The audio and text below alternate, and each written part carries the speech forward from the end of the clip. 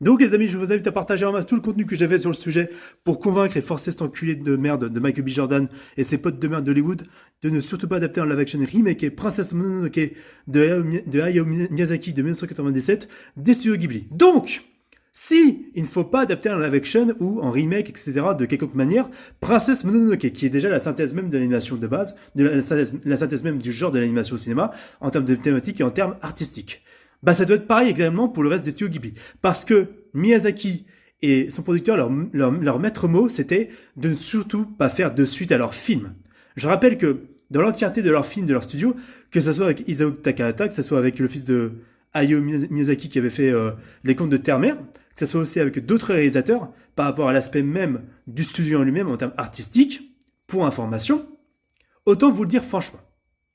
Faire un live-action sur cette synthèse de l'animation qu'est le studio Ghibli, artistiquement parlant, j'ai envie de vous dire, ça ne pourrait que décrédibiliser l'aspect artistique et le côté particulier en termes de fluidité, en termes de caractérisation, en termes de chara-design des personnages, en termes de thématique, et en termes artistiques et en termes d'immersion dans ces films-là, justement, dans leur entièreté. Surtout avec Princesse Mononoke, par rapport à tout ce que j'ai dit de base, je vous invite à repartager et à voir en masse, sur le côté artistique et l'aspect pessimiste, magistral, cauchemardesque, optimiste, le côté artistique à 100% et le côté authentique de ce film-là, justement, qui était la synthèse de son genre, qui est l'animation dans le cinéma. Pour rappel, je veux pas avoir de Totoro en live action, certainement pas. Me parlez pas de Totoro en 3D, en animation 3D, de Toy Story 3, d'accord? C'était un hommage de Pixar. C'est une peluche Totoro dans ce film-là, pour rappel. D'accord? Alors jouez pas sur les termes, bande d'imbéciles.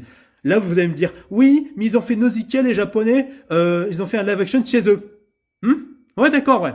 Ils ont fait un live action. Mais au moins, j'ai envie de te dire, c'est leur culture à eux, aux Japonais. Parce que les Américains, par rapport à tout ce qu'ils représentent artistiquement parlant et en termes de négativité à Hollywood et socialement parlant, vu comment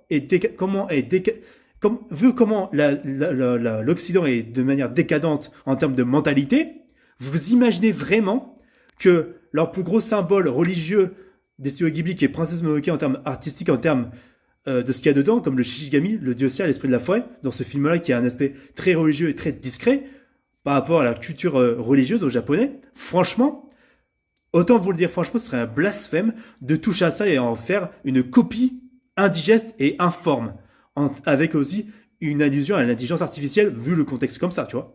Donc, autant vous dire franchement, Michael B. Jordan et toi, tes potes, vous touchez à Princesse Mononoke ou à n'importe quelle œuvre, même vous tous là en Occident, touchez à ces films-là, et on vous casse la gueule. Moi, je vous